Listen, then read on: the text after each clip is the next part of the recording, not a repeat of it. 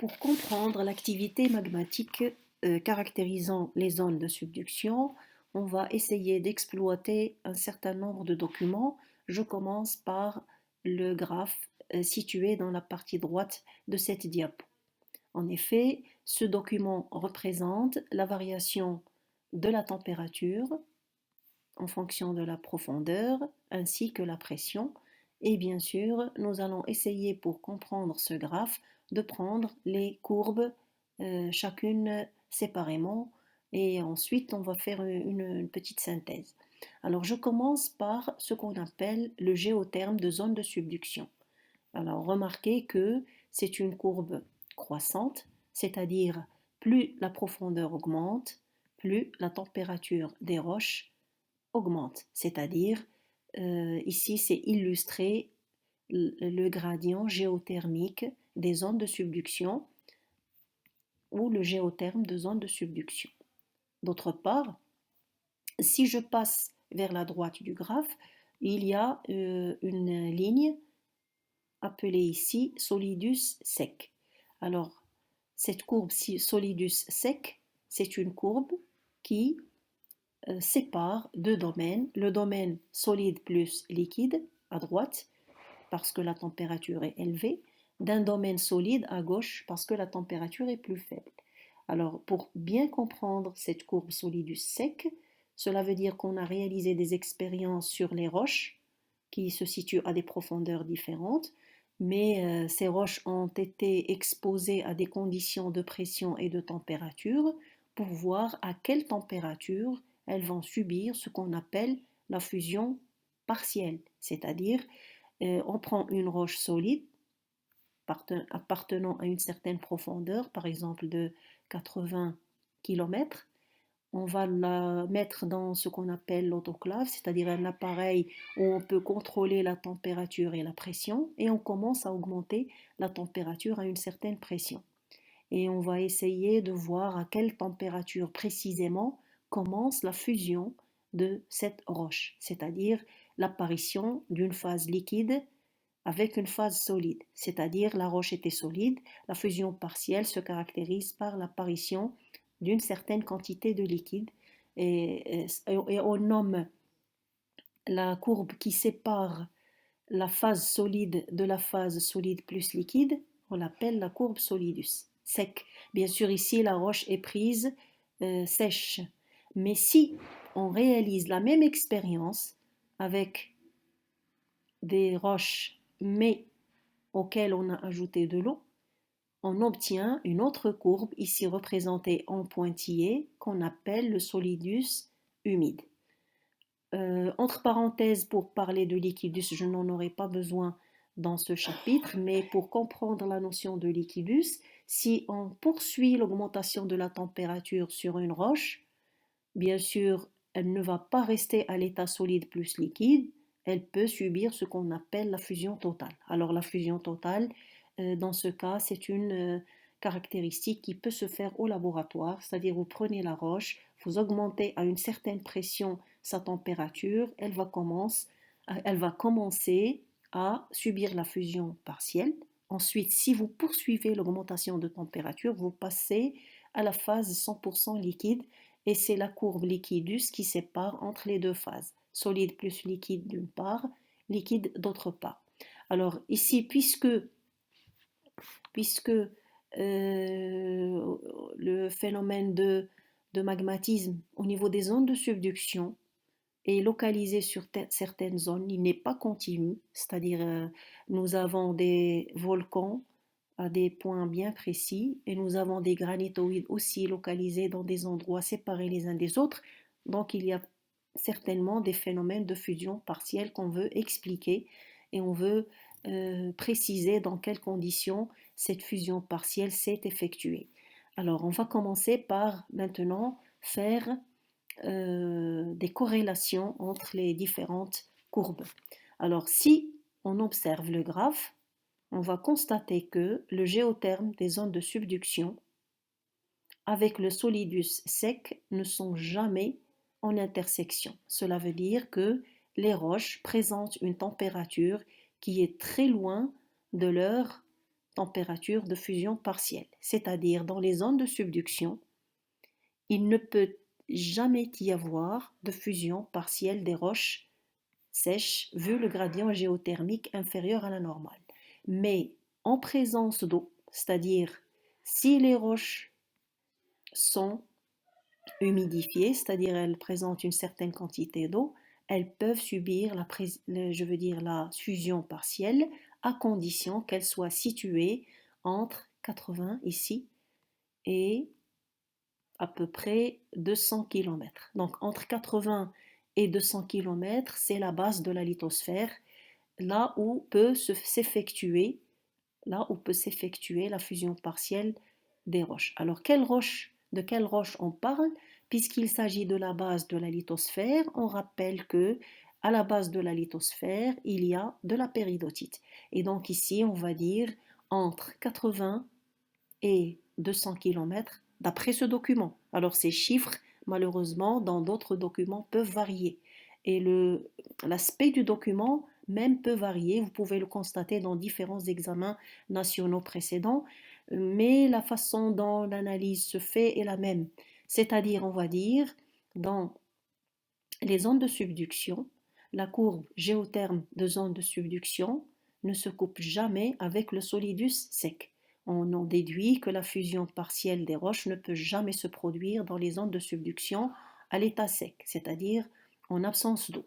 Mais en présence d'eau, il y a une inflexion de la courbe jusqu'à ce qu'elle se coupe avec le géotherme de zone de subduction, c'est-à-dire la courbe solidus humide se coupe avec le géotherme entre une profondeur de 80 et 200 km. Donc on peut déduire dans les zones de subduction, c'est l'eau qui est le responsable de la fusion partielle des roches. Et donc c'est l'eau qui est le responsable de l'apparition d'un magma dans les zones de subduction.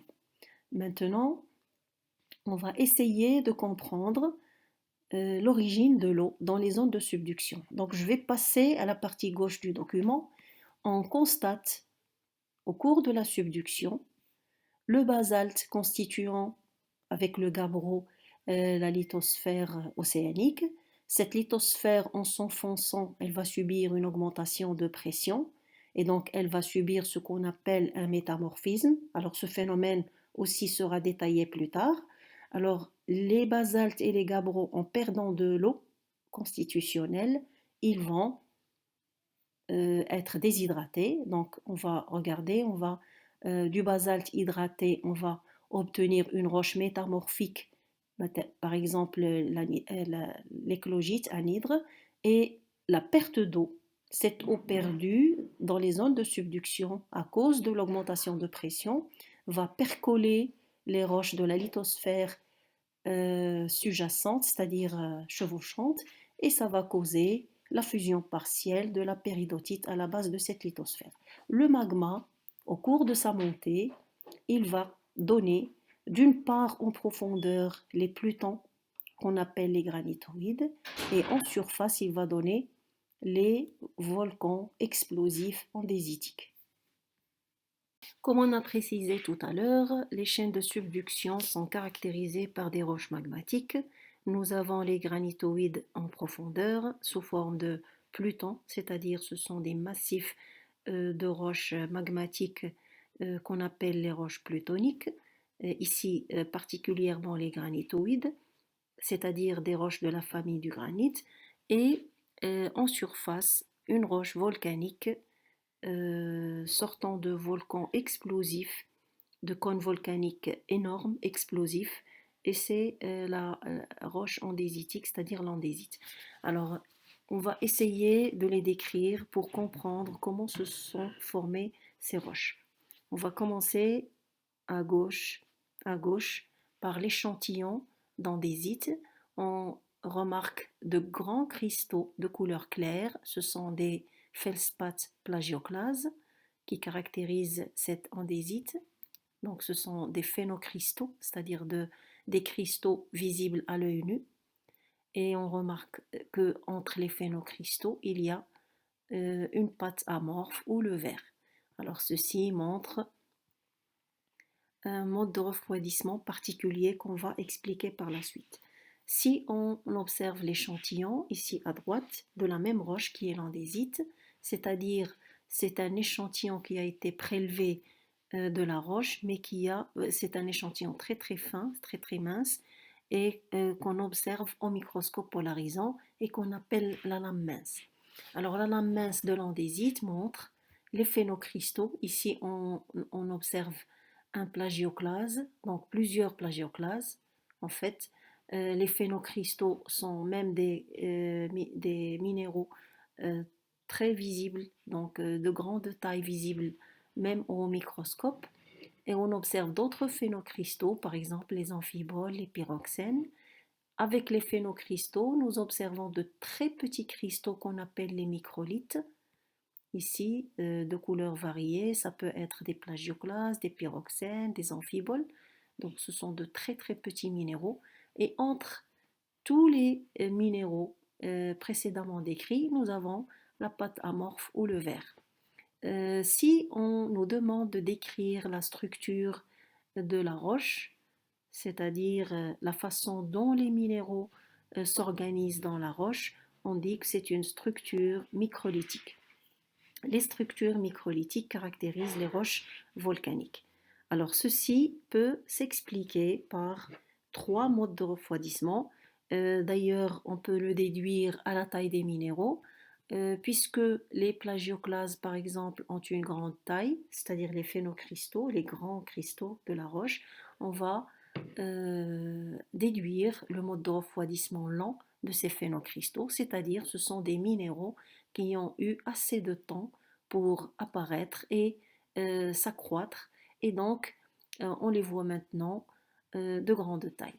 Alors le magma, au cours de sa montée, il va emporter avec lui ces phénocristaux, et au cours de la montée, les microlithes apparaissent et n'ont pas assez de temps pour croître. Enfin, la dernière partie du magma va arriver en surface pour donner, avec un refroidissement rapide, le verre ou la pâte amorphe. Ainsi, on explique la structure microlithique des roches volcaniques. Donc les roches volcaniques ont une structure microlithique car ils ont trois modes de refroidissement. Maintenant, si on passe au granit, le granit ici en bas, à gauche, est une roche. Donc, puisque nous avons trouvé au niveau de la chaîne de subduction des granitoïdes, on a pris un exemple de granitoïde, le granit, mais bien entendu, nous allons trouver d'autres roches voisines du granit, comme la granodiorite et comme la diorite. Ici, on se contentera de décrire le granit. Alors, le granit présente, comme vous pouvez le voir sur l'échantillon, ici à gauche, nous avons des cristaux rose saumon, c'est-à-dire rose clair. Ce sont les cristaux d'orthose. C'est un type de feldspath alcalin, feldspath potassique. Nous avons ici en blanc cassé le feldspath plagioclase, appelé albite dans le cas du granit. C'est l'albite parce qu'il a une couleur blanche. Alba, albite, donc c'est un feldspath plagioclase albite. Alors, en noir, nous avons le mica noir ou la biotite. Et en gris, très brillant, c'est le quartz, la silice. Donc, comme on peut décrire ces cristaux, ça se voit bien que tous les minéraux sont cristallisés. Donc, c'est une roche entièrement cristallisée. Et ça peut aussi se voir à l'échelle du microscope polarisant. Si on observe, je veux dire, les minéraux du granit, on constate des minéraux tous de grande taille, jointifs, c'est-à-dire les uns collés aux autres, et ils sont isométriques. Donc ça, c'est une structure qu'on qualifie de structure grenue. Alors la structure grenue, avant de décrire le mode de refroidissement de cette roche, on va essayer de reconnaître les minéraux du granit au microscope polarisant. Nous avons ce cristal rectangulaire avec deux parties dont l'une est sombre, l'autre est claire, c'est l'orthose. que nous avons tout à l'heure vu en rose pâle, donc c'est l'orthose, c'est un type de feldspath. Celui qui est rayé ici, avec des bandes claires et des bandes sombres, c'est l'albite, c'est-à-dire le plagioclase. Bien sûr, ce minéral rectangulaire qui présente des plans de clivage, c'est-à-dire des traits parallèles le long du minéral, c'est la biotite. Donc nous en avons ici deux. Et enfin, ce minéral qui n'a pas de forme particulière et qui a une couleur ici gris, gris clair, c'est le quartz. Donc, cette structure grenue, que ce soit visible à l'échelle de l'échantillon ou en lame mince, elle témoigne d'un refroidissement lent en profondeur. Donc, en fait, le granit, c'est une roche plutonique parce que c'est une roche qui s'est formée lors d'une mise en place du magma en profondeur. C'est-à-dire, le magma monte, mais au lieu d'atteindre la surface, il reste en profondeur et il se solidifie sous forme d'un pluton, c'est-à-dire sous forme d'un massif de grande taille où les minéraux ont assez de temps pour apparaître et croître, et donc on les voit jointifs au niveau de la lame mince et même à l'échelle de l'échantillon. Donc c'est une roche entièrement cristallisée. Tous les minéraux ont eu le temps suffisant pour apparaître et s'accroître pour donner la structure grenue. Alors, je résume. Dans les zones de subduction, dans les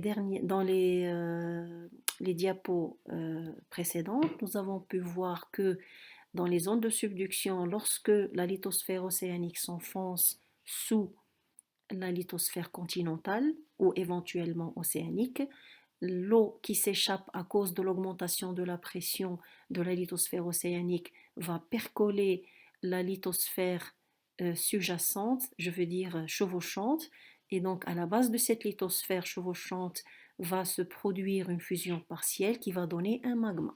Le magma va monter, une partie de ce magma va s'introduire, va subir ce qu'on appelle une intrusion entre les roches. Donc c'est un magma qui va faire fondre les roches qu'il va traverser et il va se mettre en place entre ces roches pour donner des plutons dont le refroidissement est lent et donc des granitoïdes.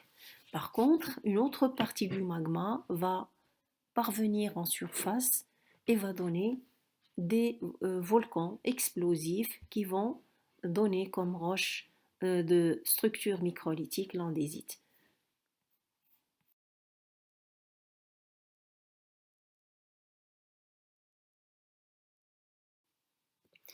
Dans ce qui va suivre, nous allons discuter les étapes de formation d'une chaîne de subduction en utilisant les données précédentes. Nous avons à gauche une lithosphère océanique qui est constituée d'une croûte océanique ici représentée en bleu, sous laquelle nous avons la partie supérieure du manteau supérieur, représentée ici en vert foncé. À droite, nous avons une croûte continentale représentée en rouge, sous laquelle nous avons également la partie supérieure du manteau supérieur, c'est-à-dire nous avons une lithosphère continentale à droite. Alors, lorsque, au niveau de l'asténosphère, la péridotite de l'asténosphère qu'on a qualifiée dans les leçons précédentes de ductile vont converger. Donc il y a des mouvements asténosphériques qui vont causer la convergence des deux lithosphères. Lorsque la lithosphère océanique plus dense converge vers une lithosphère continentale moins dense, la lithosphère océanique va plonger en direction de l'asténosphère.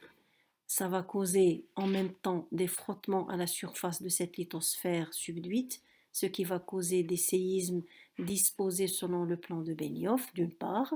D'autre part, les sédiments qui ont eu beaucoup de temps à s'accumuler sur la lithosphère océanique vont être raclés au cours de la subduction et vont constituer par déformation, par augmentation de volume, le prisme d'accrétion.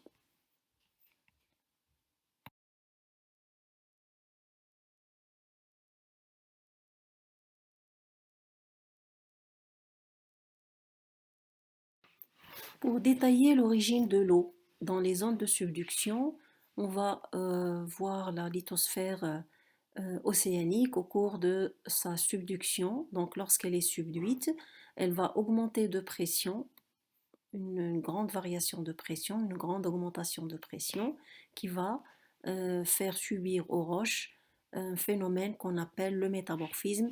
Donc c'est une notion qui sera abordée en détail dans les chapitres suivants. Au cours de ce métamorphisme, la fuite d'eau va, comme on a dit tout à l'heure, percoler la base, la péridotite de la base de la lithosphère continentale pour ainsi entraîner la fusion partielle de la péridotite de la base de cette lithosphère, c'est-à-dire du manteau.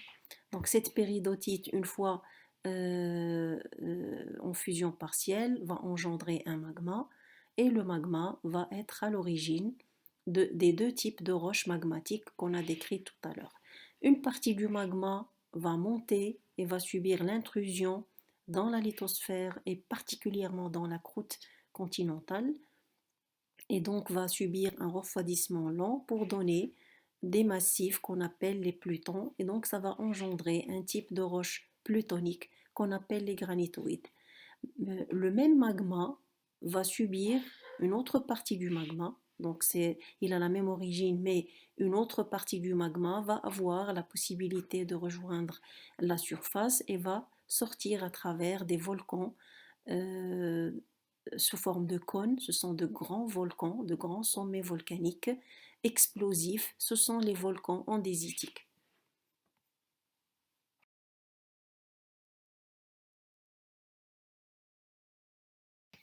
Dans ce dernier Dans ce dernier schéma, concernant les chaînes de subduction, sont résumées toutes les caractéristiques, les propriétés et les marqueurs d'une chaîne de subduction. Donc, je vais essayer de les résumer davantage. Nous avons les marqueurs géophysiques, à savoir le flux thermique, c'est-à-dire l'anomalie thermique négative au niveau de la fosse, et j'en ai pas parlé auparavant, l'anomalie positive causée par la montée de magma au niveau des zones où il y a le magmatisme. Il y a aussi les foyers sismiques répartis selon un plan incliné, celui de Benioff, et des marqueurs géologiques, à savoir les déformations tectoniques avec la nature des roches qui caractérisent la chaîne, et enfin des marqueurs morphologiques comme la fosse océanique et le prisme d'accrétion.